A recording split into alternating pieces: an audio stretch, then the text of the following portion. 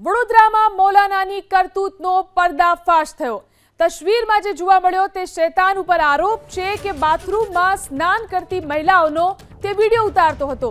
ફતેહગંજમાં મહિલાને બાથરૂમમાં સ્નાન કરવા માટે જ્યારે ગઈ હતી ત્યારે જાળીમાં મોબાઈલથી કોઈ વિડીયો ઉતારતો હોવાનું ધ્યાનમાં આવતા મહિલા ગભરાઈ ગઈ હતી। તુરંત જ તેને ઘરની બહાર લાગેલા સીસીટીવી તપાસતા મૌલાના હારૂન પઠાણ દેખાતા મહિલા ચોંકી ઉઠી।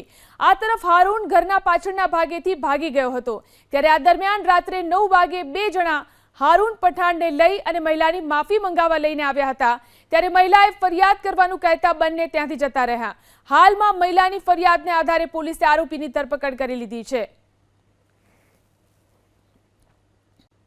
વડોદરામાં મૌલાનાની કરતૂતનો પર્દાફાશ થયો।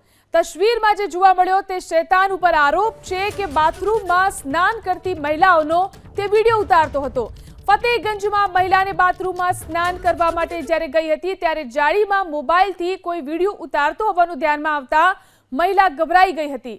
તુરંત જ તેને ઘરની બહાર લાગેલા સીસીટીવી તપાસતા મૌલાના હારૂન પઠાણ દેખાતા મહિલા ચોંકી ઉઠી। આ તરફ હારૂન ઘરના પાછળના ભાગેથી ભાગી ગયો હતો। ત્યારે આ દરમિયાન રાત્રે 9 વાગે બે જણા હારૂન પઠાણને લઈ અને મહિલાની માફી મંગાવવા લઈને આવ્યા હતા। ત્યારે મહિલાએ ફરિયાદ કરવાનું કહેતા બંને ત્યાંથી જતા રહ્યા। હાલમાં મહિલાની ફરિયાદને આધારે પોલીસે આરોપીની ધરપકડ કરી લીધી છે।